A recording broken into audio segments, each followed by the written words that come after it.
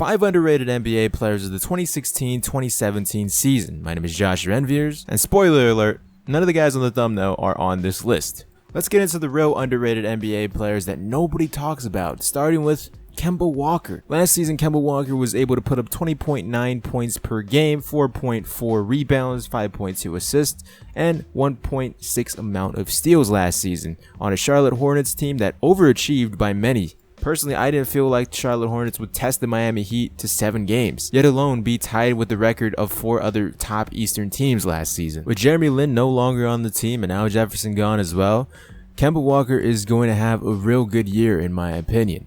His numbers are going to go up more than they were last season, and statistically, he had a better year than Kyrie Irving did last season.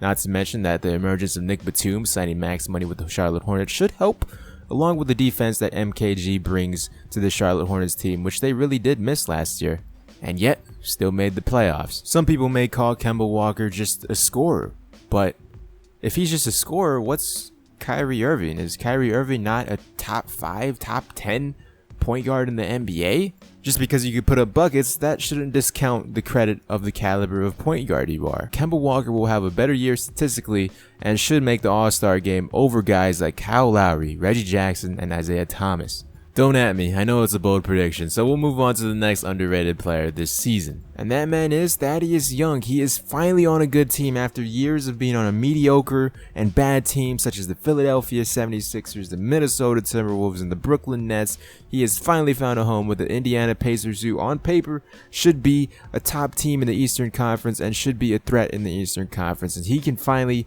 be on a winning team, making it to the playoffs, and seeing how far the Pacers go this season. Last year with the Brooklyn Nets, he averaged 15.1 points per game, 9 rebounds, 1.8 assists, 1.5 steals. Now, because it was the Brooklyn Nets last season, and because how bad the Brooklyn Nets have been and will be for a few more years now, his numbers might drop off just a little bit with the Indiana Pacers. I mean, this man is still capable of a double-double per game.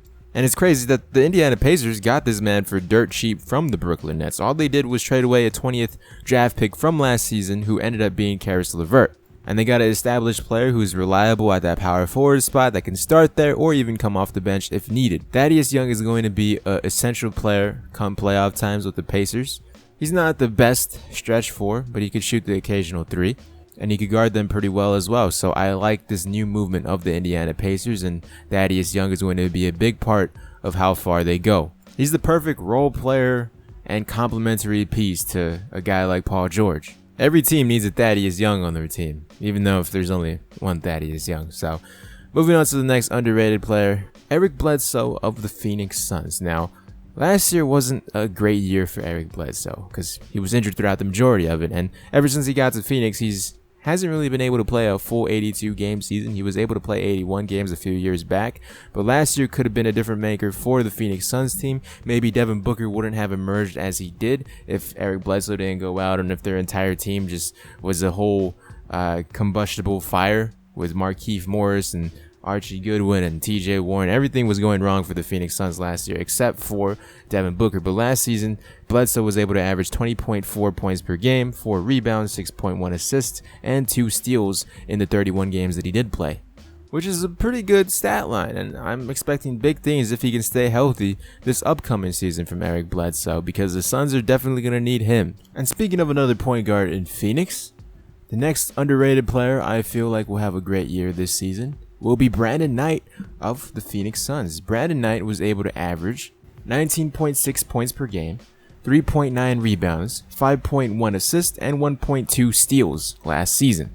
Just like Eric Bledsoe, Brandon Knight did not have the greatest year last season. He got injured as well, didn't play a full 82 game seasons, but a lot of people killed this man because of all of the Shaqtin' a Fool episodes he's been on, DeAndre Jordan killing him when he was with the Pistons, all the shenanigans that happened in Milwaukee, and this man just can't get a break. He is the NBA's meme, essentially. But he's a really good point guard and can start on several teams if he wasn't with the Phoenix Suns. Now, because of the emergence of Devin Booker, it's going to be interesting to see if the Suns decide to keep Brandon Knight and Eric Bledsoe together. I don't see Brandon Knight as a sixth man. I could see him as a combo guard, I guess, but this man deserves his own team. He could have been an all-star with the Milwaukee Bucks and got snubbed a few years ago back And I really do hope the best for Brandon Knight, because of the amount of people that clown on him for missing open layups and everything he's done throughout his career getting crossed by Kyrie.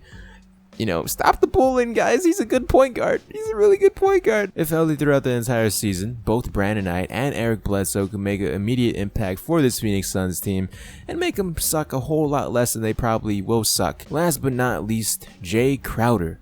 Some people call the Rajon Rondo trade a win for the Dallas Mavericks. And well, Rondo was there for less than a year. The Celtics got guys like Brandon Wright and Jay Crowder, and Jay Crowder ultimately was able to stay with the Boston Celtics and have a career year the next season, averaging 14.2 points per game, 5.1 rebounds, 1.8 assists, and 1.7 amount of steals.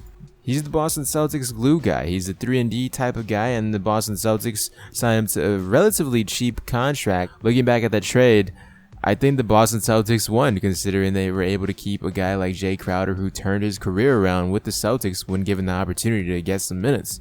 Whether or not Jaylen Brown takes a starting spot, or if he starts at the 2 or even starts at the 4, which is kind of unlikely, I feel like Jay Crowder coming off the bench or even in that starting rotation will be a very, very valuable piece for this Boston Celtics team moving forward if they do decide to keep him, which they should decide to keep him because he has a relatively good contract for the rest of the NBA players getting overpaid for only scoring like 4.4 points per game. Solomon Hill. So these are my top 5 underrated players of the 2016-2017 NBA seasons. Do you agree? Do you disagree? Let me know in the comment section below who are your 5 underrated players of this upcoming season. And let me know as well if I should make an overrated player list. I know that usually doesn't go well if you call someone's favorite player overrated, but hey, I'm all up for discussion. With that said, I'll talk to you guys in the next one.